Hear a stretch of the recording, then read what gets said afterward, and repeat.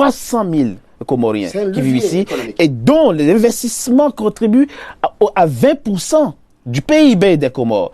Est-ce que ce n'est pas là une manne, un levier important qu'il faut cajoler, qu'il faut séduire plutôt que d'entretenir cette adversité, cette animosité qu'on voit parfois vous savez, dans les artères de certaines... Il vient de dire une chose en fait, c'est-à-dire que le président Zali avait tenu un discours en disant qu'effectivement la diaspora comorienne de France apporte beaucoup. En termes d'économie aux Comores.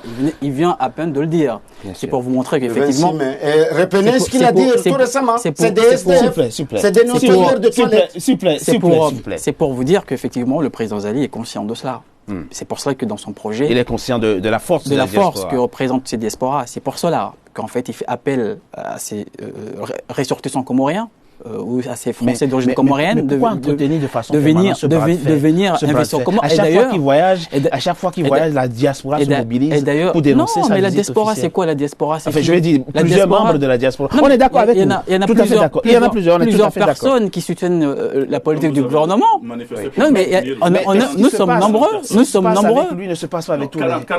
Nous sommes nombreux. On est tout à fait d'accord. Nous sommes nombreux. Nous sommes nombreux. Ce que je dois rappeler, c'est que, en fait, dans son projet, parce que c'est ce qui nous a ramené ici, dans son projet, il a créé ce qu'on appelle un projet qui touche le volet privé. C'est de créer un fonds de garantie d'investissement et qui est destiné effectivement à ces jeunes surtout, qui sont issus de la diaspora Comores de France et qui souhaitent aller investir aux Comores. Et ça, c'est très important et personne ne le dit. Je rappelle également,